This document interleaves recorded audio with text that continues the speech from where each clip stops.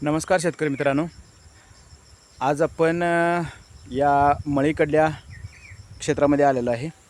या क्षेत्रामध्ये बघू शकता की तुम्ही या ऊसाचा कोणत्याही प्रकारे कधीही पाला काढलेला नाही।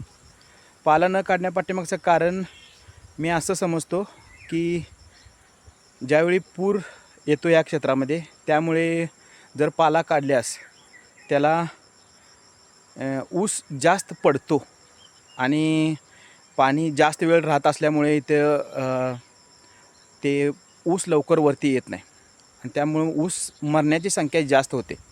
त्यामुळे पाला न काढता आपण तसाच पाला ठेवतो, कारण की त्याच्या पाठीमागचं कारण खरे असं आहे की एक नैसर्गिक आधार त्या पाल्या थ्रू तयार होईल आणि त्यापासून एक ऊस पडत असताना एक कमी प्रमाणात पडेल।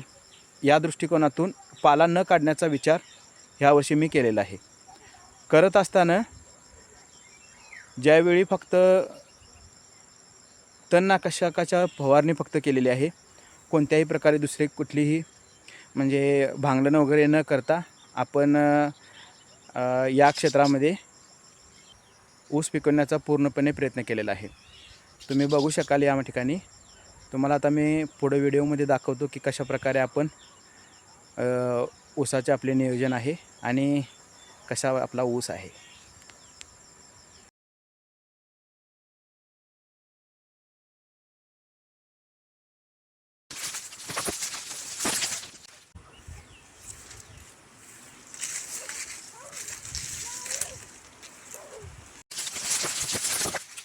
तुम्ही आता बघू शकाल कशाही प्रकारे पाला आपण काढून घेतलेला नाही आणि फक्त या ठिकाणी तणनाशकाची फवारणी करून घेऊन आहे असा पाला ठेवण्याचा प्रयत्न केलेला आहे। माझं हे चुकलंही असेल, कारण की बरेचसे जण म्हणतात की पाला हा काढावाच लागतो, मरका ऊस वगैरे काढता येतो वगैरे, सगळं मान्य आहे। पण पूर क्षेत्रात मला असं वाटते की आपण पाला न काढणं योग्य, असं माझं वैयक्तिक मत आहे।